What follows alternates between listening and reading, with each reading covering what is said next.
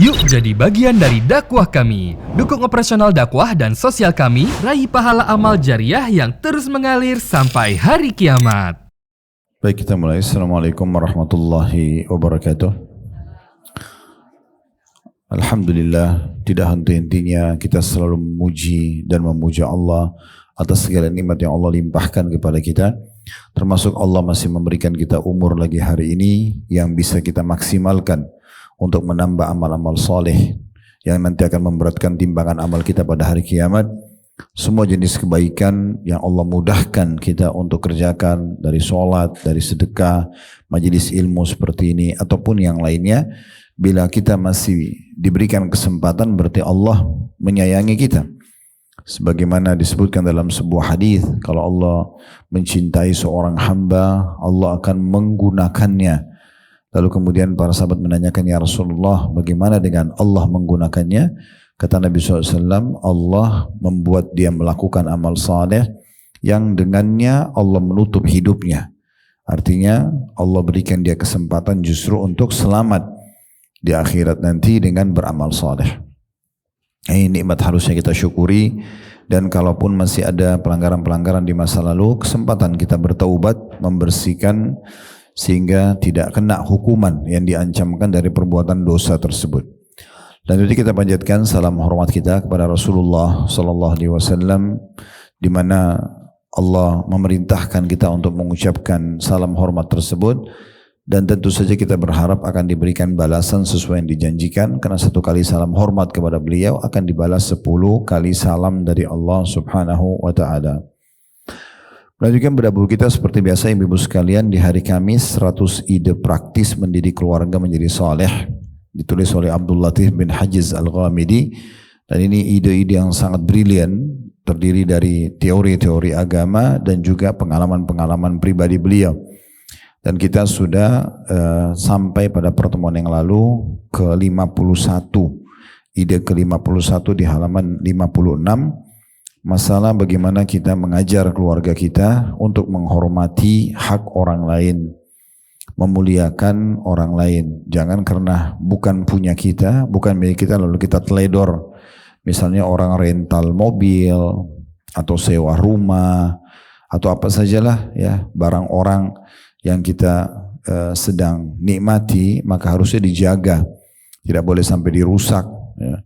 Berapa banyak orang datang ke rumah orang lain ngotorin rumah itu misalnya, tidak peduli, masuk ke toilet sembarangan saja ya, tidak menjaga kebersihannya, padahal mungkin waktu dia masuk sangat bersih, atau dia naik transportasi umum seperti pesawat, kereta, bus, dan dia tidak menjaga sebagaimana dia naik tadinya steril, bersih, wangi, maka dia tidak mengotori, dia pakai sebagai fasilitas dan dia rasa itu juga punya dia sendiri. Dan Nabi SAW sudah mengatakan, la yu'minu ahadukum hatta yuhibbu li akhihi ma yuhibbu li nafsi. Tidak akan sempurna iman seseorang di antara kalian sampai dia mencintai untuk saudaranya muslim apa yang dia cintai buat dirinya sendiri. Jadi kita di sini bagaimana menjaga titipan-titipan orang lain.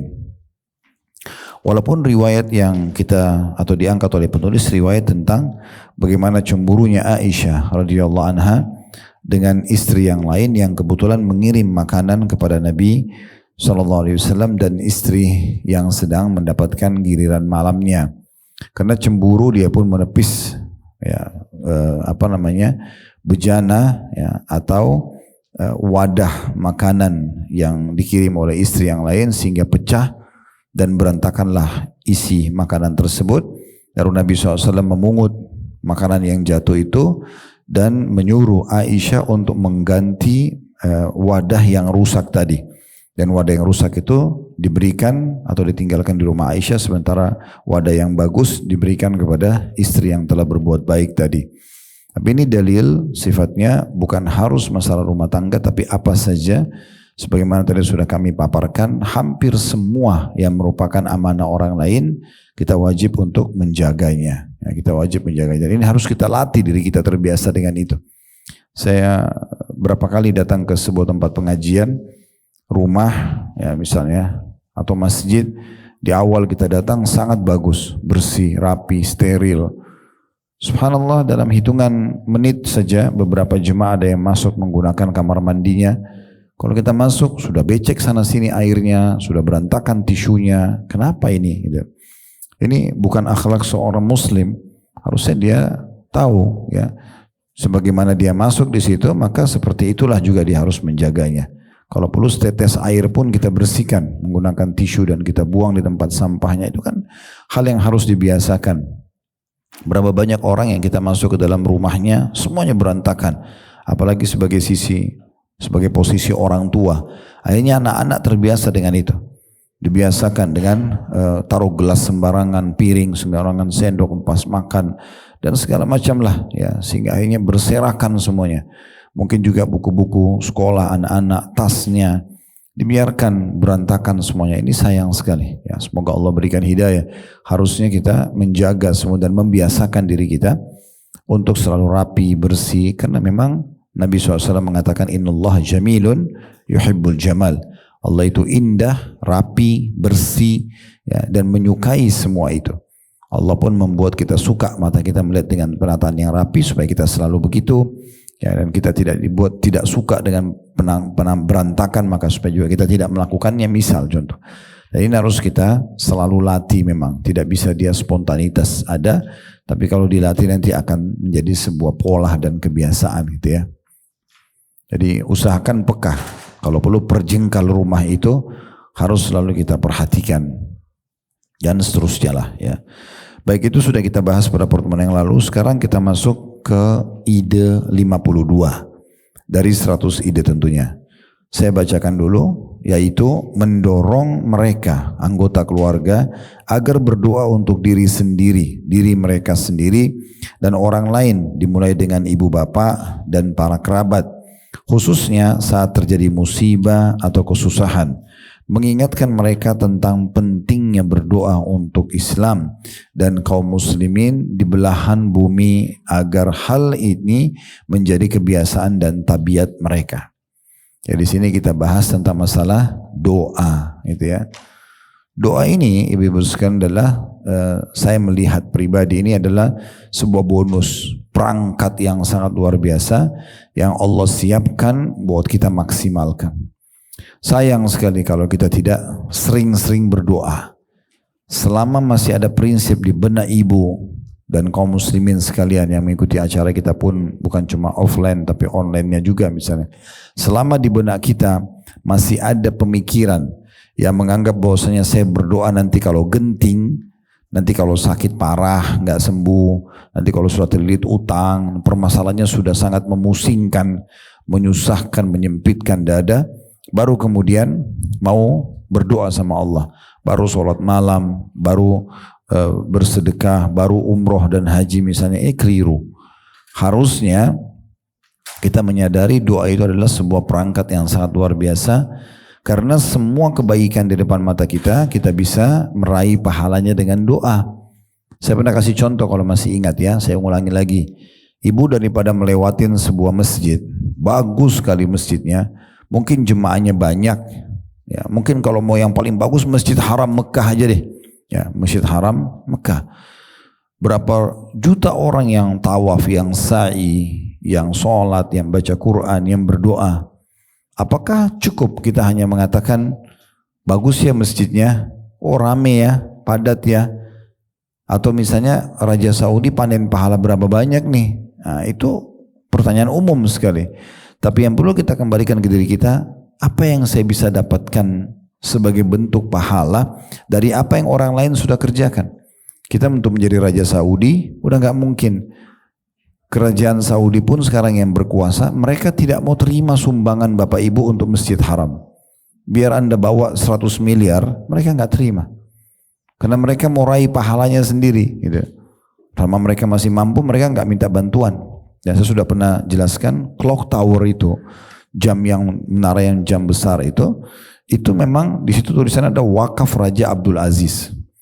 Jadi memang pendapatan yang kami dengar informasinya begitu ya, pendapatan yang dihasilkan dari building tersebut, mallnya, kemudian hotelnya itu dipakai untuk membiayai Masjidil Haram. Ya. Oke, sekarang pertanyaannya sederhana, apakah terlewatkan begitu saja peluang untuk meraih pahala? Sudah tertutup misalnya meraih pahala seperti yang mereka sudah lakukan? Jawabannya tidak, sangat terbuka. Gimana caranya? Berdoa. Kita mengatakan dengan niat yang tulus, ya Allah, andai saja engkau memberikan hambamu ini kesempatan seperti para pendiri Masjid Nabawi ini atau Masjid Haram ini misalnya, yang atau pemerintahan Saudi yang mengurus semua jemaah haji, jemaah umroh misalnya, maka aku akan melakukan juga hal yang sama. Tulus dari hati. Dalam sebuah hadis sahih dikatakan, maka dia akan mendapatkan pahala yang sama. Kita sayang sekali tidak maksimalin ini ya. Dari rumah ke pengajian berapa banyak masjid yang kita lewatin. Ada Istiqlal misalnya di pusat Jakarta. Ada masjid-masjid yang lain banyak sekali. Atau misalnya kegiatan yang lain. Ada orang yang sibuk mengurus izin yayasan resmi, yayasan sosial. Bergerak di banyak kegiatan sosial. Yang itu. Nah ini bisa kita maksimalkan ya. Bisa kita maksimalkan karena memang banyak sekali kegiatan mereka. Kayak kami di yayasan itu ada motor dai, ada sponsor dai, ada perpustakaan buat dai, kemudian banyak sekali yang lainnya. Ada kegiatan santunan janda-janda yang tidak mampu, anak yatim, umroh gratis buat dai, banyak sekali hal yang kita lakukan, termasuk pembangunan masjid, renovasi, perpustakaan masjid, AC buat masjid, dispenser buat masjid. Banyak kita lakukan kegiatan-kegiatan tersebut. Ada seperti sekarang di Sukabumi, semoga Allah tolong terjadi bencana alam. Kita ada donasi tanggap bencana untuk kegiatan yayasan. Kalau ibu-ibu misalnya lagi tidak punya yayasan, bisa saja melihat yayasan seperti ini atau yayasan yang jauh lebih besar dan punya andil banyak di seluruh muka bumi ini. Lalu kita niatkan dalam hati kita berdoa supaya Allah kalau memberikan kesempatan yang sama, kita akan lakukan yang sama. Itu jadi dapat pahala, gitu kan? Ada orang yang lagi pergi haji dan umroh, jangan cuma bilang, oh nanti doain saya di sana. Itu sederhana sekali. Tapi niatkan dalam hati kalau Allah berikan kesempatan yang sama, kita juga akan melakukannya. Nah, contohnya begitu ya. Semua itu masuk dalam doa yang bisa kita raih pahala dari kebaikan yang orang lakukan. Demikian pula kita bisa meraih pahala dari kesalahan orang. Ada orang belum berhijab misalnya, ada orang belum sholat, ada orang apalah dia lakukan pelanggaran-pelanggaran agama. Bisa kita raih pahala dengan doa kita. Kita mengatakan, ya Allah berikanlah dia hidayah misalnya. Doa ini ibadah. Sebagaimana sabda Nabi SAW, ad-du'a huwal ibadah. Doa itu adalah inti daripada ibadah. Jadi sebenarnya kalau kita berdoa misalnya, ya kita sudah dapat pahala. Lalu kita lihat kesalahan orang depan mata kita, kita mengatakan, ya Allah berikan hidayah. Ya, itu kalau Allah terima menjadi penyebab hidayahnya jadi baik dia, ya, maka kita akan panen pahala yang lain lagi selain doa, pahala hidayahnya orang tersebut. Jadi selalu doakan. Bahkan kalau perlu hidupkan doa ini selalu dalam rumah. Suami istri saling mendoakan, orang tua sama anak, anak sama orang tua, terus jangan berhenti saling mendoakan, gitu ya. Saling mendoakan. Apa sulitnya kalau kita bicara sama pasangan lalu mengatakan semoga Allah mudahkan urusan, semoga Allah panjangkan umur, semoga Allah jaga. Itu kan doa. Ya. Begitu juga sama anak-anak, selalu kita doakan. Ya. Apalagi kalau ada zam-zam di rumah, ya, coba minumkan zam-zam sambil berdoa. Ajarkan mereka terbiasa berdoa. Dengan tadi pola itu ya, kalau ada satu nikmat besar dari perbuatan orang di depan mata kita, atau di depan mata mereka, kita ajarin mereka. Kalau ada begini berdoa ya. Masjid tadi, rumah yatim, apa saja ajak mereka. Kalau ada kesalahan orang, kita berdoa. Kita doakan supaya Allah kasih hidayah. Nah ini semua nanti akan menjadi sebuah pola bagi mereka. Karena saya melihat bahkan di antara azan dan iqamah saja yang sudah pasti mustajab doa. Karena kata Nabi SAW, termasuk yang tidak ditolak doa itu pada saat antara azan dan iqamah. Ini aja yang hanya hitungan menit ya. Antara 5 sampai 15 menit maksimal. Sebagian masjid mungkin ada yang sampai 15 menit. Itu aja tidak dimaksimalkan. Sayang sekali. Masih ngobrol, masih apa. Padahal kita sedang diberikan kesempatan bonus mohon apa saja sama pemilik segala sesuatunya. Itulah Allah Subhanahu wa taala. Kita kalau diberikan peluang antara azan dan iqamah itu 15 menit, siapa cepat dia boleh datang ke Istana Merdeka, Presiden akan kasih semua apa yang dia mau. Saya yakin tidak akan mungkin ada masyarakat yang meninggalkan sia-sia atau menyanyiakan kesempatan ini. Padahal sebenarnya belum tentu dia juga dapat. Dan itu manusia, presiden, raja masih bisa memberi, bisa juga tidak. Tapi kalau Allah itu Al-Ghani, maha kaya, ya, maha luas karunianya. Dalam sebuah hadis yang sahih disebutkan, Allah Subhanahu wa taala berfirman, wahai hamba-hambaku dari jin dan manusia, kalau seandainya kalian semuanya berkumpul di sebuah lembah, lalu kalian semuanya minta hajatnya masing-masing, semua jin, semua manusia, dari yang awal aku ciptakan sampai yang akhir aku ciptakan, dari jin dan manusia yang sudah wafat, yang masih hidup, yang belum lahir. Kalau semuanya jin dan manusia bersatu di sebuah lembah, kemudian mereka semua memohon kepada aku, kata Allah, hajat-hajat terpentingnya, apapun yang dia mau semua dia bisa sampaikan, dan aku berikan semua hajat-hajat mereka, maka itu tidak akan pernah mengurangi sedikit pun dari kerajaan dan kekayaanku, kecuali hanya seperti jari telunjuk yang dicelupkan ke lautan lalu diangkat, maka tidak berkurang sedikit pun dari kekayaan Allah Subhanahu wa taala. Coba bayangkan, saking kita tidak memaksimalkan ini, nggak berdoa. Itu contoh misalnya ibu lagi di mobil, azan dikumandangkan, itu kan bisa kita dengarin ya, menjawab azan itu. Kata Nabi SAW, kalau kalian dengarkan azan, ya, jawablah atau ucapkan seperti yang ucapkan, lalu baca salawat kepadaku, lalu minta al-wasilah untukku. Setelah itu berdoa, hitungin, angkat tangan ke langit, alhamdulillah, wassalatu wassalamu ala rasulillah, ya Allah panjangkan umurku di atas ketaatan-Mu, ya Allah limpahkan rezeki, ya Allah berkahi rumah tanggaku, ya Allah, ya Allah, ya Allah, gitu. Udah selesai nggak apa-apa, tutup Aisyah, alhamdulillah, lalu kemudian kita tutup doa kita, selesai. Tapi maksimalkan. Bahkan kalau perlu bukan hanya antara azan dan iqamah tadi saya bilang, setiap ada peluang dari nikmat depan mata kita bisa kita berdoa, dari hal-hal yang buruk pun pelanggaran orang bisa jadi doa. Ya, jadi jangan pernah berhenti. Sayang sekali fasilitas doa ini, senjata seorang muslim, bonus yang Allah berikan, dan boleh minta apa saja selama bukan yang haram, Allah akan kasih. Terlalu banyak dalil berhubungan dengan masalah ini, diantaranya Allah Subhanahu wa taala berfirman dalam Al-Quran, wa idza sa'alaka ibadi anni fa inni qarib ujibu da'watad da'i idza da'an falyastajibu li wal yu'minu bi la'allahum yarshudun. Ya, di mana Allah Subhanahu wa taala memastikan siapapun ya, yang berdoa menanyakan tentang aku, hai Muhammad, katakan aku sangat dekat, aku menjawab seruhan panggilan orang-orang yang meminta kepada aku, maka mereka harusnya memohon kepada aku, beriman kepada aku agar mereka mendapatkan petunjuk. Ya, seperti itulah. Ya, di Al-Baqarah 186 kalau yang tadi saya bacakan ya. Ya, jadi itu yang Allah berfirman, dan apabila hamba-hambaku menanyakan atau bertanya kepadamu tentang aku, hai Muhammad, katakanlah bahwa aku sangat dekat, aku mengabulkan permohonan orang yang berdoa. Apabila ia memohon kepadaku, maka hendaklah mereka itu memenuhi segala perintahku, hendaklah mereka beriman kepadaku agar mereka mendapatkan atau berada di atas kebenaran. Jadi di dua ayat tadi yang kita bacakan itu, dua-dua memastikan kalau doa kita akan diijabah.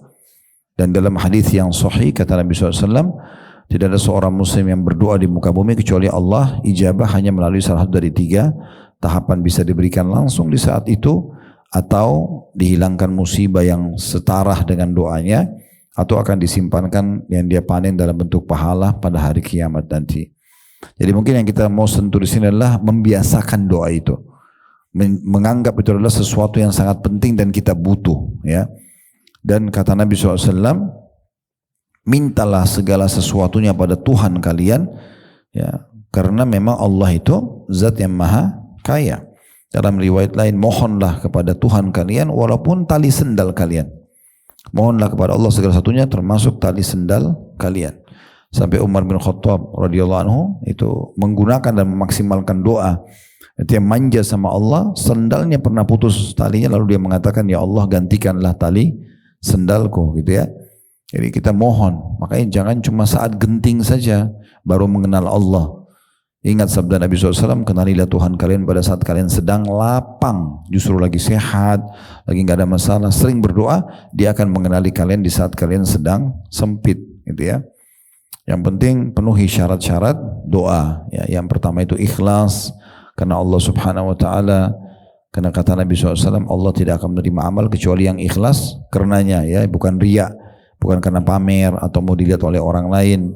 Kemudian yang kedua, mengikuti tata cara yang diajarkan oleh Nabi SAW, tata cara berdoa, ada adab-adabnya ya, seperti memulai dengan Alhamdulillah, wassalatu wassalamu ala Rasulillah.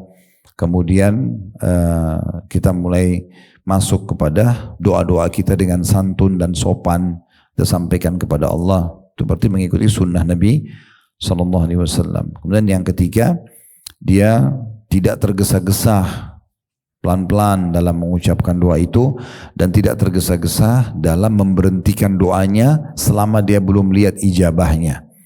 Makanya kata Nabi SAW, pasti diterima doa seseorang dari kalian selama dia tidak tergesa-gesa. Kata para sahabat, ya Rasulullah, bagaimana orang tergesa-gesa itu? Cirinya seperti apa? Kata Nabi SAW, dia bilang, saya sudah berdoa, tapi saya belum lihat jawabannya, lalu dia tinggalkan doa. Mungkin tinggal sehari lagi dia berdoa diterima, mungkin tinggal seminggu lagi, sayang sekali dia berhenti. Apalagi memang doa sendiri ibadah, kita lihat atau belum lihat jawabannya tetap dicatat pahala yang akan kita panen pada hari kiamat. Lalu kenapa tidak berdoa? Kan sayang sekali. Ini termasuk poin yang harus betul-betul diperhatikan ya, karena memang masalahnya ya, kita selalu tadi saya bilang menganggap nanti doa itu kalau perlu aja, ya, kalau genting aja, ini sayang. Ya. Itu yang ketiga. Ya. Yang keempat, menjauhi semua penghalang doa, di antaranya makanan, minuman, pendapatan, ya, pakaian haram. Selama itu ada, maka tidak akan diterima oleh Allah Subhanahu Wa Taala. Sebagaimana sabda Nabi SAW, ada orang yang berantakan pakaiannya, ya, kusut penampilannya ya. Kemudian dia mengatakan, ya Rob, wahai Tuhanku, sebagaimana Allah bisa terima sementara makanan, minuman, pakaiannya haram, dan dia juga diberi makan dari yang haram. Nah, ini pernah kami bedah di dalam masalah kajian doa juga secara khusus. Kalau ibu udah tahu nih, orang ini income-nya dari haram, tidak ada yang lain. Udah jelas, maaf, dari pelacuran, dari manipulasi data, dari ibu dikasih sesuatu jangan dimakan. Kau udah tahu, karena nanti berpengaruh pada doa kita diijabah atau tidak. Tapi nanti orang tersinggung, jangan bilang tersinggung, bahasakan baik-baik. Kadang-kadang kita ini selalu tidak enak bukan pada tempatnya. Tidak enak itu Bu, kalau ibu ambil hak orang lain, nah itu tidak enak. Itu yang benar. Ngambil makanan orang, hak orang lain, itu tidak enak, benar. Tidak enak sama Allah, tidak enak sama manusia tersebut. Kalau tidak enak karena mau meluruskan kesalahan orang atau menasihatkan, ini salah tempat, ya. Sehingga akhirnya selalu saja orang berlarut dalam kesalahannya, kan gitu. Kita dianjurkan untuk amar ma'ruf nahi mungkar, mengingatkan masalah kebaikan dan mengingatkan juga agar meninggalkan keburukan, gitu ya.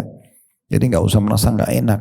Kita dulu baik-baik, maaf ya, setahu saya, atau kita tanya, memang masih kerja itu? Apalagi kan tak mungkin dia bawa hadiah kecuali pasti kita sudah punya hubungan gitu ya. Kalau dia bilang iya, ya mungkin dia bilang doakanlah supaya saudara dia tidak masalah. Kayak kita situ kita dakwahi, kita mengatakan misalnya, mohon maaf ya, ini income jelas haram dalam agama. Bagi kamu juga tidak boleh, bagi saya pun tidak boleh. Maka jangan tersinggung. Saya khawatir doa saya tidak diijabah. Lalu kita bisa balas. Saya kasih hadiah ya, nih, saya kasih ini, kasih itu, atau kita tawarkan opsi pekerjaan, bisnis yang kira-kira mungkin dia bisa keluar dari kemelut pendapatan haramnya. Tetapi kalau hukumnya zahir yang nampak kita tidak tahu, ada tiba-tiba orang kirim makanan kita nggak tahu ini halal atau tidak, itu jadi halal. Kembali kepada hukum asal. Nggak perlu ibu telepon dia, kamu halal nggak ini? Ya, itu nggak perlu. Itu nggak perlu. Jadi bisa saja kita bisa menikmatinya, tinggal baca bismillah, kita bersangka baik gitu ya, kita bersangka baik. Nah ini bagian daripada penghalang-penghalang doa ya. Sama juga dengan orang putuskan silaturahim, durhaka dengan orang tuanya, ini bahaya sekali. Bisa juga jadi penyebab terhalangnya doa gitu ya. Yang jelas doa ini ibu-ibu sekalian, mulai pertemuan sekarang ini kita harapkan ke depan setiap pengajian apa yang kita bahas, kita berharap kita lebih serius ya, lebih memperhatikan, memberikan perhatian khusus untuk melaksanakannya. Nah di antaranya kita bahas sekarang doa, harus kita biasakan. Ya, mudah-mudahan tadi sudah difahami baik-baik ya. Kalau ibu bisa berdoa dalam semua keadaan, Lihat kelebihan orang, kita berdoa agar kita bisa dapat pahala seperti dia. Bangun masjid, rumah anak yatim, pergi haji umroh, suka sedekah, apalah yang kebaikan. Dia bakti sama orang tuanya. Kita berdoa sama Allah, semoga saja Allah berikan peluang kita seperti dia. Kalaupun Allah kasih peluang seperti dia, kita akan lakukan. Seperti itu niatnya. Atau ada kesalahan orang tidak berhijab, orang masih melakukan banyak dosa-dosa, kita bisa tunggangi untuk kita berdoa sama Allah agar dia berikan hidayah. Nah, kita dapat pahala doanya. Berarti tidak ada alasan untuk tidak berdoa, gitu kan? Ini penting, dan berdoa dalam kondisi minta dipertahankan nikmat Allah lebih afdal, sering kami bahasakan ini, lebih afdal daripada ada musibah baru minta diberikan jalan keluar. Ibu lagi sehat kayak sekarang, kalau tidak sehat nggak mungkin bisa hadir gitu ya, Masya Allah sehat. Ibu minta agar kesehatan ini dipertahankan, itu jauh lebih besar pahalanya dibandingkan nanti kalau sakit minta disembuhkan. Jadi jangan berpikir, oh nanti kalau genting saya baru berdoa, ini keliru sekali ini. Ya, karena memang justru berdoa di saat kita lagi lapang, itu justru lebih besar pahalanya. Dan menjadi penyebab utama di saat kita sedang genting diterima doanya. Ingat, antara azan dan iqamah 1/3 malam, ibu bangun aja tengah malam, jangan lupa amalkan sunnah Nabi SAW yang beliau mengatakan, siapapun yang terkaget di malam hari sebelum subuh, terkaget aja. Lalu kemudian dia membaca la ilaha illallah wahdahu la syarika la lahul mulku wa lahul hamdu wa huwa ala kulli syai'in qadir. Ini pertama. Terus subhanallah walhamdulillah wa la ilaha illallah Allahu akbar. Ini yang kedua. Yang ketiga wala haula wala quwata illa billah al-aliyil azim. Terus kita tambah yang keempat, ini yang ketiga tadi la haula, yang keempat rabbikfirli. Wahai Tuhanku ampunilah aku. Apa kata Nabi SAW? Orang kalau baca ini kaget saja. Habis itu ibu tidur lagi nggak apa-apa. Tapi tentu kalau sholat lebih afdal, ya. Tapi kalau ibu tidur lagi, tapi sebelumnya kalau ibu dengarkan kata Nabi SAW apa? Kalau dia baca ini akan diampuni dosa yang lalu. Kalau dia berdoa akan diijabah. Kalau dia sholat akan diterima. Sulitnya apa ini? Gitu kan? Terkaget aja, zikir. Cuma banyak orang lalaikan, sayang sekali. Pendek zikirnya. Ya. La ilallah wa la syarika la tadi, subhanallah sampai akhir, la haula wa la quwwata sampai akhir, tinggal tambah rabbikfirli. Itu hitungan mungkin kurang dari 1 menit. Ngantuk banget, ya Allah ampuni dosa-dosaku, kita tidur lagi. Itu sudah dapat pahalanya. Karena doanya dijamin mustajab. Itu kan itu. Sekarang lagi musim hujan. Itu termasuk waktu mustajab doa atau hujan turun. Kita lagi di jalan berdoa sama Allah. Tidak ada susahnya, angkat tangan berdoa, gitu ya. Karena ini Nabi SAW pada saat turun hujan beliau mengatakan, ya ini rahmat Allah yang sedang turun, maka ini paling tepat waktu untuk berdoa. Lagi musafir, ibu kemana saja, naik mobil walaupun cuma dari Jakarta ke Bandung, Jakarta ke Bogor misalnya, jaraknya sudah jauh.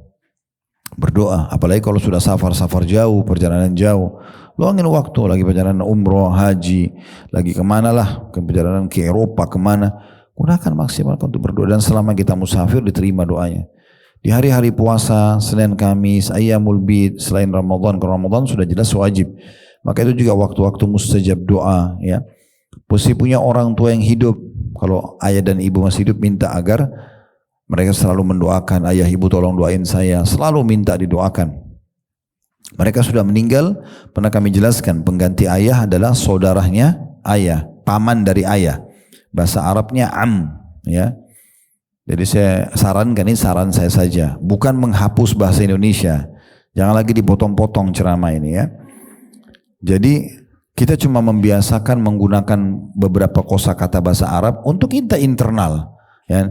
Misalnya di rumah, kita biasakan memanggil saudara laki-laki ayah kita dengan ammi. Ammi itu artinya pamanku. Kenapa kita pakai ini?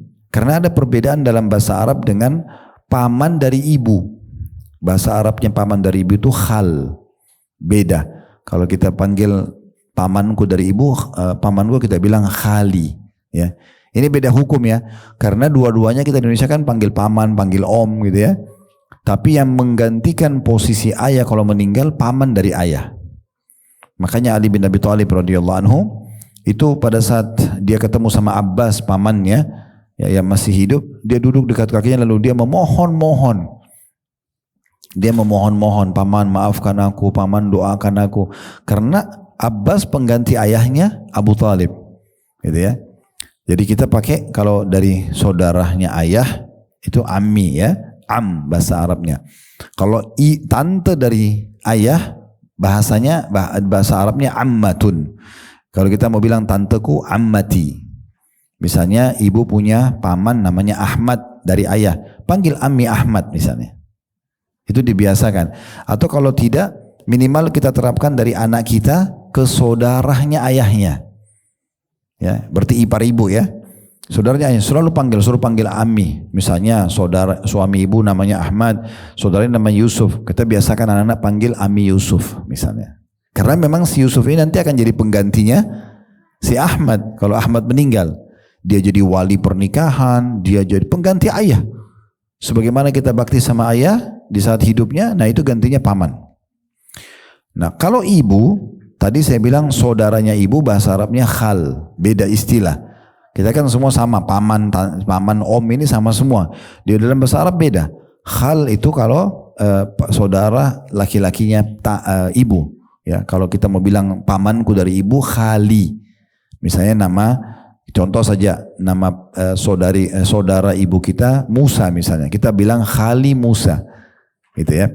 Nah kalau saudarinya ibu itu bahasa Arabnya khalatun, dipanggilnya khalati ya, tanteku dari ibu. Nah ini beda tadi dengan saudarinya ayah, ammatun, di sana kita bilang ammati, ini khalati.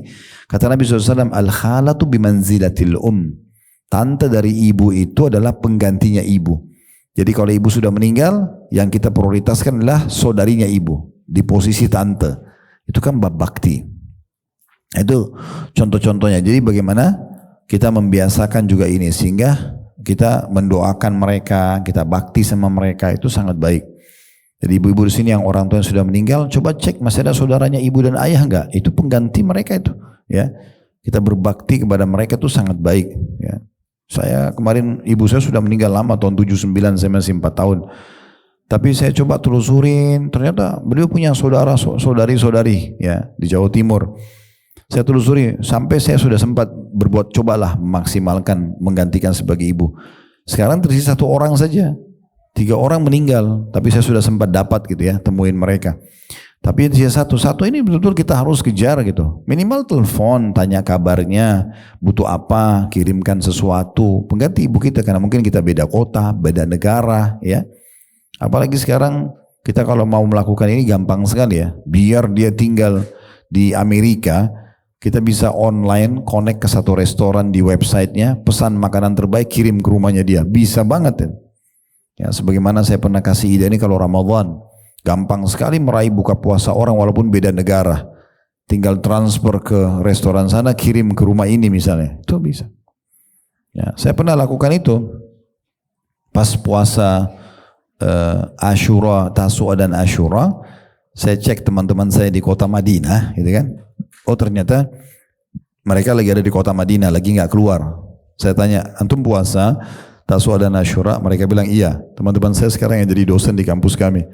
Terus saya kontak ke restoran, gitu kan, yang di sana, dan ada kebetulan tim handling travel kami di sana. Kami minta tolong ke restoran ini kirimkan ke rumah-rumah ini untuk buka puasa. Kita di Indonesia dapat raih pahalanya di Madinah. Itu gampang sekali. Itu orang lain, apalagi orang tua kita yang depan mata, gitu kan. Apa susahnya setiap hari kita mendoakan mereka, kita minta didoakan. Karena kata Nabi SAW, salah satu doa mustajab adalah doanya orang tua buat anak. Ya, itu mustajab juga. Begitu juga kita kalau ketemu sama siapapun muslim yang kita anggap orangnya soleha, kalau perempuan atau soleh, kita bilang tolong doain saya. Karena doa muslim terhadap muslim yang lain ala zahril ghaib, tidak berhadapan, dia mendoakan kita di belakang, itu juga mustajab. Nah ini biasanya juga sangat mudah kita mendapatkan dari orang-orang yang sering kita bantu. Kayak kita kasih santunan bulanan, berasnya, beasiswa anak-anaknya, listrik rumahnya, apalah. Ya, itu pasti mereka akan balas dengan doa, gitu kan? Biasanya orang-orang yang susah itu mereka tidak punya balasan yang setimpal, maka mereka berdoa. Ini semua adalah hal yang luar biasa, yang sangat dahsyat sekali, yang harusnya kita maksimalkan. Nah di sini ditekankan oleh penulis, usahakan, biasakan anak-anak ini memulai dengan mendoakan kedua orang tuanya. Ajarkan doa itu, Rabbi ghfirli wali walidayya warhamhuma kama rabbayani shaghira. Ajar agar dia terus mengulanginya. Mau tidur, bangun tidur, baru mau ke sekolah, pulang sekolah.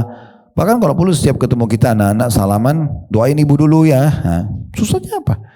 Tinggal dia bilang Rabbi ghfirli wali walidayya warhamhuma kama rabbayani shaghira. Satu kali aja, enggak apa-apa. Kalau satu hari kita interaksi sama anak kita 20-30 kali, itu 20-30 kali dia mendoakan kita. Sangat bagus. Akhirnya jadi pola kan. Kita kalau sudah meninggal kita nggak usah khawatir, pasti dia akan doakan. Hal yang paling menggembirakan bagi orang tua adalah justru doa dan istighfar anaknya. Sebagaimana nanti di hari kiamat dikatakan dalam sebuah hadis yang sahih, ada orang nanti datang hari kiamat itu diberikan pahala bergunung-gunung banyak sekali dan derajatnya nanti di surga akan sangat tinggi. Tapi dia tahu dia tidak pernah buat amal ini. Amal apa ini? Dari mana gitu? Kata Nabi SAW, dia tanya kepada para malaikat, ini amal dari mana? Kata malaikat, ini adalah istighfar anakmu untukmu. Ya. Kalau kita cuma mengkhayal, nanti doain ibu ya, cuma begitu doang, itu bisa iya bisa enggak. Jadi kita jadikan sebagai sebuah pola, biar dia terbiasa. Sekarang doain ibu dulu yuk, baru kita makan, doain ibu dulu yuk, baru kita jalan, doain ibu dulu yuk, baru kita ngobrol. Susahnya apa? Kan gitu. Nah itu harus dihidupkan, dibiasakan. Kita pun juga selalu mendoakan mereka. Semoga jadi dapat hidayah. Saya kadang-kadang kalau istri ngirimin foto anak-anak misalnya, saya kebetulan lagi di luar, saya langsung tulis, yang saya tulis pertama adalah Masya Allah, kemudian saya doakan. Susahnya apa gitu? Doain anak-anak dalam tulisan. Mungkin istri saya juga mengaminkan. Itu setiap ada kesempatan. Pokoknya kalau saya lihat ada cuplikan dikirim, mereka lagi main kah, mereka lagi apa gitu yang lucu-lucu kadang aktivitasnya, saya selalu doakan. Semoga jadi anak yang soleh, bakti sama orang tua, menjadi wali-wali Allah pilihan. Doakan. Kalau anggaplah dari 100 atau 1000 kali kita berdoa, 1 diijabah, itu udah luar biasa. Apalagi kalau semuanya diijabah, kan gitu. Jadi kenapa kita nggak biasakan? Kenapa nggak biasakan suami istri berbicara? Sebelum bicara doakan dulu. Semoga Allah mudahkan urusan. Suami mau keluar, istri lagi mau tinggal, saling mendoakan kebaikan. Walaupun tidak di depannya tidak sempat, di belakang kita doakan. Ini satu hal yang sangat baik, sehingga apa yang kita khawatirkan dari gangguan syaitan, merusak rumah tangga, itu hilang semua karena doa-doa yang kita panjatkan, gitu kan? Jadi itu sangat baik, nah dihidupkan. Nah, ini anak-anak dibiasakan. Ada sebagian orang tua dia cuma ajarkan anaknya baca doa ini kalau mau tidur ya, bukan tidak bagus, sudah bagus, tapi jangan hanya kalau mau tidur, gitu kan? Kalau mau tidur oke, ayo baca zikir mau tidur ya, sekalian doa untuk doa orang tua. Itu juga kami biasa lakukan di rumah gitu ya. Tapi usahakan doa orang tua ini, tadi saya bilang, menjadi pola dia. Begitu ibu ketemu, nih baru pulang pengajian, sebentar pulang ke rumah, ketemu sama anak-anak, doain ibu dulu. Baca, lagi mau makan, doain ibu dulu. Terus ibu juga timpal itu. Semoga anak engkau tumbuh besar dalam ketaatan pada Allah, semoga panjang umur, semua bakti sama orang tua. 1 menit aja deh. Tapi menjadi pola, ini yang kita inginkan ya. Dalam ide ini menjadi pola doa itu, saling terus mendoakan satu sama yang lain ya. Itu juga pernah saya ingatkan tentang masalah pengucapan salam. Jangan malas-malas, tulisan dan ucapan itu sama hukumnya. WA, telepon sama pasangan, WA, telepon sama anak-anak, sama teman-teman. Assalamualaikum warahmatullahi wabarakatuh. Assalamualaikum 10 pahala. Warahmatullah 10 pahala. Wabarakatuh 10 pahala. Dan assalamualaikum artinya semoga keselamatan dunia akhirat untukmu. Ini luar biasa doanya. Kemudian warahmatullah, rahmat itu kan karunia, rezeki. Semoga rezeki Allah selalu ya engkau dapatkan. Wabarakatuh, semoga berkah, berkatnya mencukupi. Itu kita ucapin. Selain pahala besar, jadi doa yang luar biasa. Makanya Nabi SAW mengatakan, kalian tidak akan masuk surga sampai kalian beriman. Syarat masuk surga harus beriman. Kalian tidak akan beriman sampai kalian saling mencintai.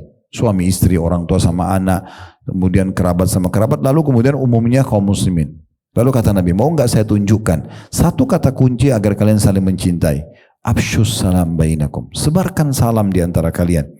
Kenal atau tidak kenal, ucapin salam. Karena itu doa.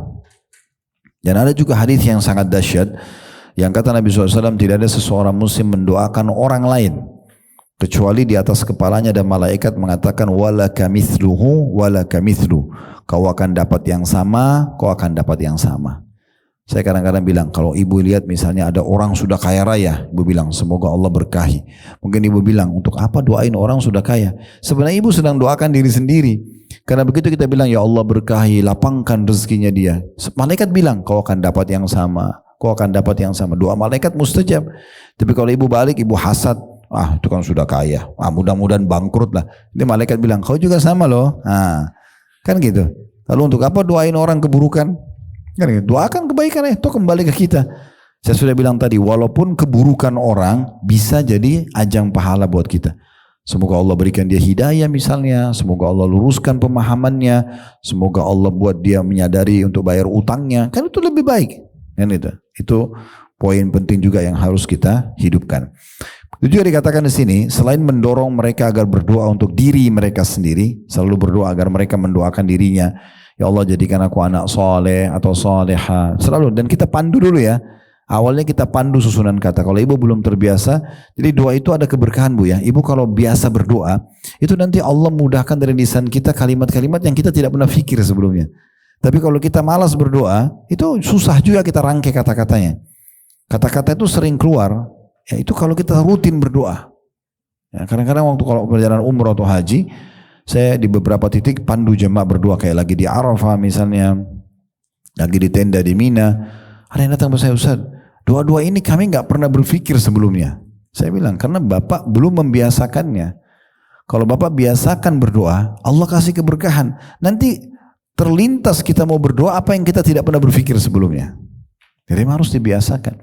Nah kita susun dulu, kalau ibu mau, ibu susun dulu di kertas ya, kira-kira apa yang Allah mudahin muncul, lalu kemudian nanti ajarin ke anak. Ayo ya, ibu pandu ya, doanya begini nak ya, angkat tangan, baca alhamdulillah, wassalatu wassalamu ala rasulillah, lalu mulai ya Allah ya, panjangkan umurku, berikan aku ilmu yang luas, rezeki yang luas, misalnya yang berkah, apa sajalah ibu ajarin. Nanti terus gitu dari pola. Nanti lama-lama muncul ide yang lain untuk mengucapkan doa yang lain. Begitu terus ya. Jadi menjadi pola. Buntu dari mereka sendiri, kemudian juga mendoakan orang lain, dimulai dari ibu bapak. Tadi orang tua sudah kita jelaskan, dan juga para kerabat. Nah, kalau ada kerabat ipar, sepupunya mereka, anak-anak kita ini misalnya, anggap mereka orang baik.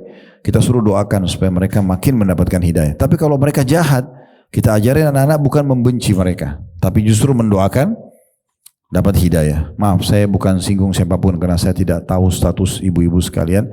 Tapi misalnya ada, ini banyak kasus terjadi. Orang bercerai suami istri, dan dia punya kasus pribadi dengan mantan suaminya, atau seorang laki-laki sama mantan istrinya.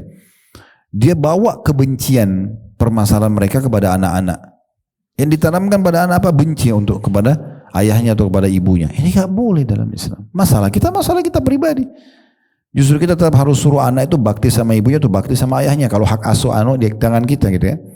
Tetap doakan kebaikan. Misal contoh mantan suami sangat buruk.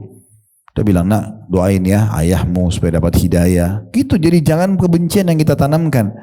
Siapa tahu dari doa anak itu dia jadi baik. Kita nggak pernah tahu.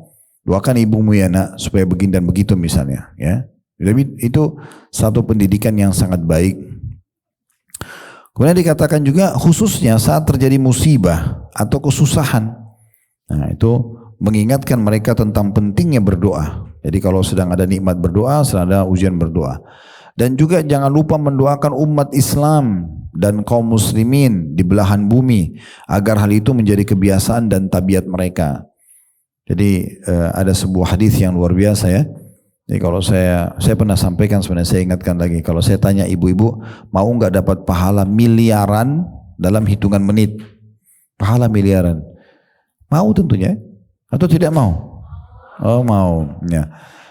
Karena tidak ada respon, jadi saya nggak tahu gitu ya. Ya, dan kata Nabi SAW, ya, siapa atau tidak ada seorang Muslim yang mendoakan Muslim yang lain. Misalnya ibu bilang saja, Allah maghfir lil muslimina wal muslimat. Itu biasa kita dengar doa itu ya. Ya Allah ampunilah muslim laki-laki dan muslim perempuan, gitu kan. Wal mu'minina wal mu'minat, mu'min laki-laki dan mu'min perempuan. Al-ahya min wal amwat, yang hidup dan juga yang sudah meninggal, gitu ya. Ini kata Nabi SAW, kalau orang mendoakan muslim yang lain, maka Allah akan berikan untuknya per satu muslimnya satu pahala. Sekarang jumlah populasi muslim itu miliaran ya. Ya kurang lebih mungkin 2 miliaran kali ya seluruh dunia ini kurang lebih. Saya tidak tahu sekarang populasi pastinya. Tapi kalau kita cuma bilang Allah maghfir lil muslimina wal muslimat wal mu'minina wal mu'minat, ini misal contoh. Di antara azan dan iqamah atau kita ajar anak-anak kita membiasakan baca itu miliaran pahala didapatkan. Dalam hitungan menit. Kalau sehari 5 kali aja kita ulangin doa ini luar biasa pahalanya. Ya. Modalnya hanya niat tulus, lalu kita ucapin doa ini. Kalau tidak hafal dalam bahasa Arab bisa bahasa Indonesia.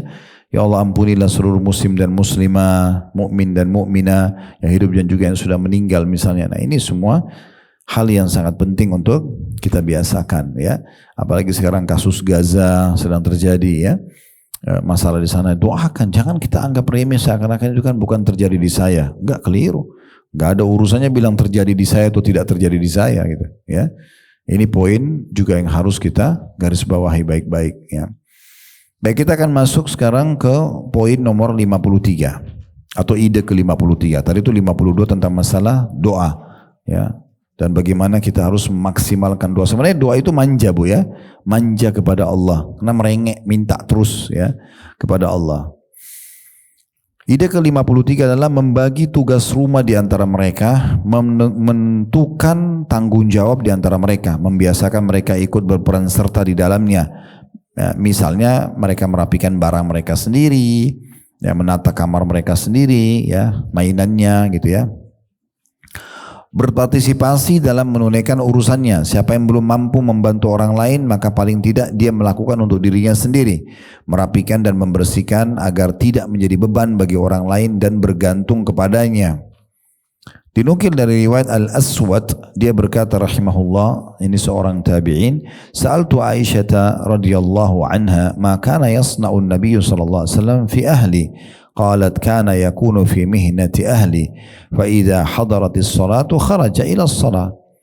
Aku sempat bertanya kepada Aisyah radhiyallahu anha, apa yang biasa Nabi SAW lakukan di tengah keluarga beliau?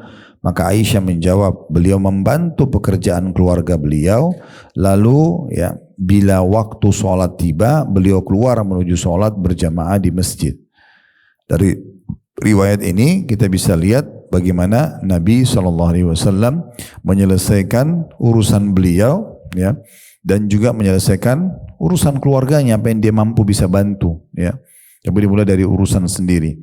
Jadi Nabi SAW itu kalau di dalam rumahnya, dia coba selesaikan apa yang dia bisa selesaikan, ya, buat dirinya sendiri. Kemudian kalau ada kelebihan waktu segala macam, dia bantu keluarganya.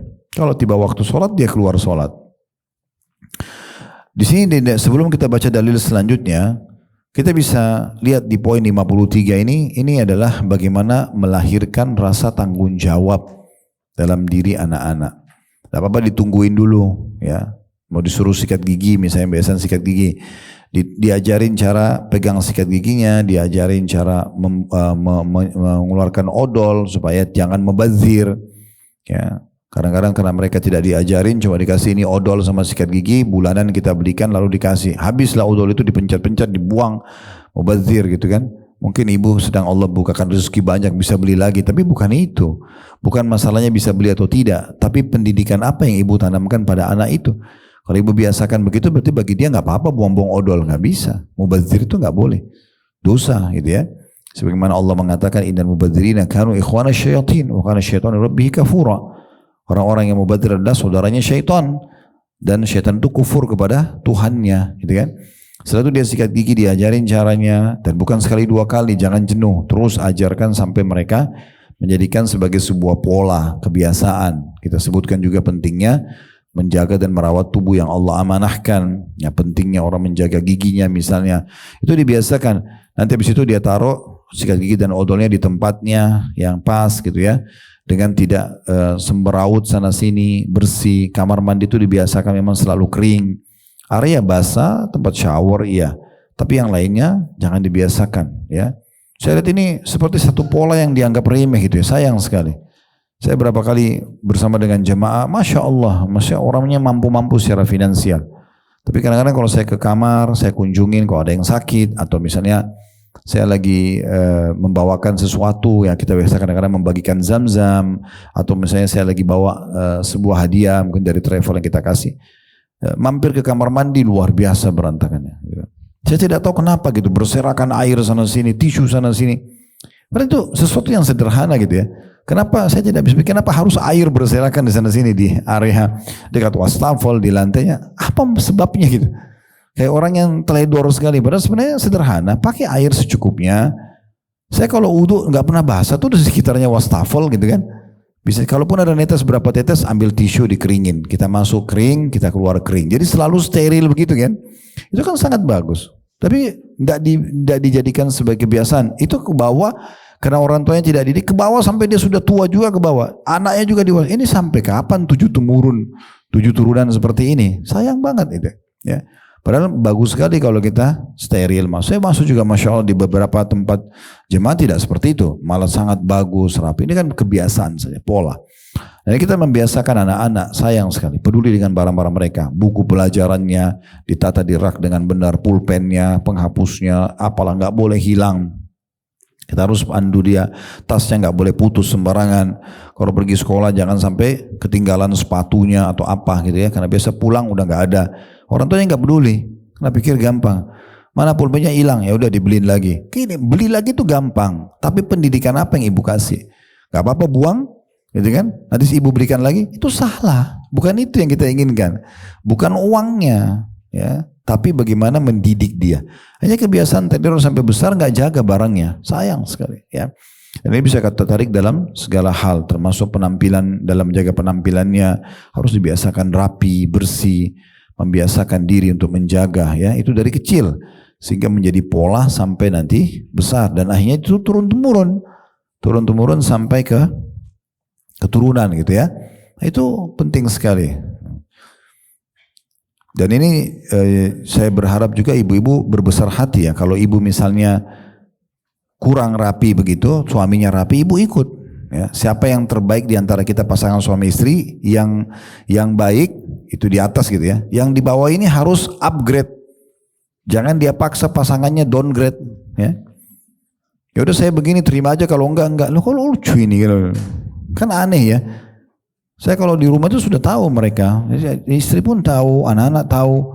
Saya masuk sedikit saya berantakan, saya langsung tegur, ini kenapa berantakan? Ayo gindan begitu, kita langsung selesaikan. Jadi clear, rumah itu setiap saat masuk selalu bersih, selalu rapi. Karena memang habis pakai barang sudah diletakkan pada tempat, kan pola ini biasa. Kalau kita biasakan, maka akan sangat baik. Ya mungkin saya dianggap rewel di rumah, tidak apa-apa lah, tapi bagus gitu kan. Rewelnya pun dengan santun, dengan baik gitu ya. Jadi kita masuk ke kamar tidur tuh setiap saat selalu bersih. Saya udah ajarin istri saya kalau bangun tidur dari kamar mandi, saya keluar ranjangnya sudah harus rapi lagi. Nah, ini jadi kebiasaan buat dia. Saya bangun kan biasa kita berantakan selimutnya segala. Tapi kita sudah masuk kamar mandi, uduk saja keluar sudah rapi kembali. Bukan mengambil waktu, tapi karena sudah jadi pola, jadi kebiasaan. Jadi kita nikmat lagi melihatnya gitu ya. Kalau ngambil makanan jangan berserakan. Nabi SAW larang. Ya, Umar ini anak beliau, anak bawahannya Ummu Salamah. Waktu makan bersama Nabi SAW, Nabi lihat tangannya kemana-mana gitu ya. Diajarin oleh Nabi SAW. Wahai anak kecil, kalau kamu makan, bacalah bismillah, makan dengan tangan kanan, dan makan apa yang ada di hadapanmu. Dilatih bagaimana dia mengambil makanan itu ya.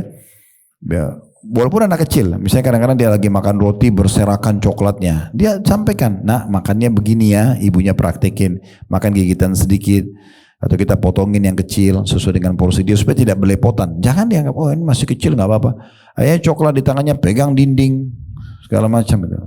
Saya kadang-kadang gitu pernah pulang di rumah saya sampaikan pada keluarga. Kalau nggak diajarin ini masalah, karena saya jadi bertanggung jawab. Kalau tembok sedikit aja dicorek-coret, nanti akhirnya caranya nggak bisa kita cat tempat itu saja, harus satu bidang. Iya, karena kalau tidak belang. Itu kadang-kadang dianggap remeh gitu kan. Padahal sebenarnya ini penting untuk diperhatikan. Contoh dan segala macam. Ini memang bagian daripada agama, Bu. Agama memerintahkan kita untuk seperti itu. Orang mukmin itu selalu bersih, rapi, yang menjaga semua dari hal-hal yang kecil sampai hal besar. Kalau orang sudah peduli dengan hal yang kecil, yang besarnya pasti akan terjaga, otomatis itu. Ya. Tapi kalau hal kecil diteledorkan, yang besar pasti diteledorkan. Ibu kalau biasa sholat sunnah, sholat wajibnya terjaga kan? Kita biasa puasa sunnah, puasa sunnahnya puasa wajib terjaga. Biasa sedekah, zakatnya jadi mudah. Biasa umroh, haji jadi mudah. Memang begitu. Mulai dari hal yang kecil-kecil, nanti yang besar jadi terjaga. Tapi kalau ini aja teledor, yang lainnya bisa lebih teledor. Nah ini salah satu hal yang berhubungan dengan masalah ini. Jadi kita coba ya, di sini dikatakan ya, membagi tugas rumah di antara mereka, menentukan tanggung jawab di antara mereka, membiasakan mereka ikut berperan serta di dalamnya, berpartisipasi dalam menunaikan urusannya. Siapa yang belum mampu membantu orang lain, maka paling tidak dia melakukan untuk dirinya sendiri, merapikan dan membersihkan agar tidak menjadi beban bagi orang lain dan bergantung kepadanya.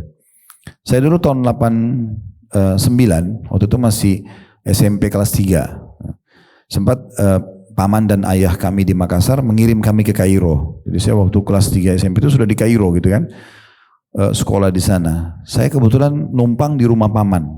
Kebetulan paman ini sama istrinya Masya Allah rapi banget gitu. Saya karena masih kecil belum terbiasa gitu kan. Tapi saya lihat polanya bagus. Jadi di rumah itu paman saya, istrinya, saya pun sama kebetulan kakak kandung saya juga sama sepupu saya satu, bertiga kami sama-sama sekolah di situ, numpang di rumah itu gitu. Jadi dibagi tugas, hari ini saya yang bersihin kamar mandi, besok dia yang bersihin kamar mandi, lusa kakak saya yang bersihin kamar mandi, terus gitu sampai paman sama istrinya pun ikut serta. Saya tahu menggunakan silk yang biasa yang warna silver untuk gosok piring ya, itu ternyata kalau digosok di kerannya bisa mengkilat. Saya tahu dari mereka. Jadi sampai sekarang saya terapkan pola yang sama. Jadi kalau sedikit sudah butek keran air itu, kalau ibu ambil silk yang silver yang biasa dipakai gosok, itu kalau diambil digosok aja pakai sabun dikit, itu jadi mengkilat kembali tuh keran-kerannya. Itu saya tahu dari mereka bagaimana membersihkan. Jadi selalu bagus bersih. Itu sangat baik. Penataan kursi, sofa kalau sudah berdiri dari duduk pasti didata lagi kembali bantalnya. Sederhana tapi harusnya jadi pola. Saya belajar banyak gitu ya. Bagaimana memang sangat nyaman di dapur tuh kalau masuk semuanya bersih dan rapi, ruang tamu juga begitu, nyaman lah. Nah, semua kamar tidur dan segala macam. Nah, ini harus kita lahirkan dan biasakan menjadi sebuah pola, ya. Seperti itulah ya. Jangan dianggap remeh karena akan terus terwariskan, ya. Apa yang ibu sedang lakukan sekarang itu warisan dari orang tua ibu. Maka itu kalau terus tidak mau diubah akan terwariskan kepada anak kepada cucu dan seterusnya, ya. Kemudian dalil yang selanjutnya diangkat, Aisyah radhiyallahu anha juga pernah ditanya, ya, yakhsifu na'lahu wa ya'malu ma ya'malu ar-rajulu fi baiti, wa fi riwayah qalat ma yasna'u ahadukum fi baiti yakhussu na'la wa yarqa'u al-thawb wa yakhit. Nabi SAW memperbaiki sendal beliau. Waktu ditanya sama sahabat Nabi buat apa di rumah, kata Aisyah, Nabi kadang-kadang memperbaiki sendalnya sendiri. Kalau sendalnya ada yang rusak diperbaikin. Melakukan apa yang seorang laki-laki lakukan di rumahnya. Dia mandi, dia urus dirinya, pakaiannya segala macam. Maksudnya di sini bukan berarti dia yang harus mengambil alih kegiatan, tapi apa yang dia butuh, dia semalam melakukan, dia lakukan. Dalam sebuah riwayat Aisyah mengatakan, yaitu apa yang salah seorang dari kalian biasa lakukan di rumahnya, seperti memperbaiki sandalnya, menambal pakaiannya dan menjahit, itu juga pernah dilakukan oleh Nabi SAW. Dalam sebuah riwayat lain dikatakan, kana basharan minal bashar yafli thawbahu wa yahlub syatahu. Beliau SAW adalah manusia seperti manusia pada umumnya. Beliau juga menjahit pakaian dan juga memerah susu dombanya. Nah, sebenarnya di sini pendidikannya adalah bagaimana kita menjadikannya seperti sebuah atau sebagai sebuah pola, ya. Pola kebiasaan-kebiasaan yang baik dalam kerapian, dalam kebersihan. Nah, ini sangat baik ya. Termasuk bagian daripada hal yang mungkin kita perlu singgung kalau suami istri itu mandi junub, ya. Itu jangan pernah ditunda. Karena Umar bin Khattab Nabi SAW mengatakan tidak ada amanah yang lebih Allah tekankan yang harus dijaga ya bagi seorang muslim dibandingkan mandi junub. Itu seperti amanah yang harusnya habis biologis langsung mandi junub. Itu bagian daripada perintah agama. Banyak orang lalai ya. Dalam kondisi dia keringatan atau dia lagi sudah berantakan lalu dia biasa aja, enggak, masuk kamar mandi segar lagi ya, karena masalah mungkin dengan itu terpicu lagi untuk melakukan interaksi biologis yang kedua, itu kan umum. Bahkan kata Nabi SAW, siapa yang ingin mengulanginya maka dia harusnya berwudu, bersuci, karena itu akan lebih memotivasi dia. Nah ini contoh-contohnya. Jadi bukan berarti awalnya ibu bersih, ya udah sudah bergaul sama suami, udah nanti aja deh, nanti yang lain mandi yang besok pagi atau apa. Ini sayang banget. Mungkin ibu berharap masih bisa didekatin suami, tapi tidak didekatin karena sudah lain baunya, nggak kayak tadi. Ya. dan beberapa hal yang berhubungan dengan masalah-masalah seperti ini. Maaf, kadang-kadang ada yang sedikit peka, saya berbagi tapi memang penting ya. Nah, mungkin ibu-ibu mungkin ada suaminya malu nggak membahasakan ya, tapi kami sebagai pendidik harusnya bisa membahasakan itu. Dan memang saya pribadi kadang-kadang banyak eksperimen ya. Kalau misalnya apa yang saya rasakan di pengajian saya di rumah, saya itu manfaatnya besar bagi laki-laki, saya bahasakan. Nah, itu sebuah pengalaman yang sangat baik agar memang membuat kenyamanan ada ya, seperti itulah. Sampai sini bahasan kita, insya Allah kedepannya kita akan lanjutkan di poin atau ide ke-54 dan seterusnya yang Allah mudahkan. Semoga apa yang kita belajar hari ini bermanfaat buat kita. Kalau ada benar dari Allah silakan diamalkan dan diambil. Kalau ada salah dari saya mohon dimaafkan. Subhanakallahumma bihamdika asyhadu an la ilaha illa anta astaghfiruka wa atubu ilaik. Wassalamualaikum warahmatullahi wabarakatuh.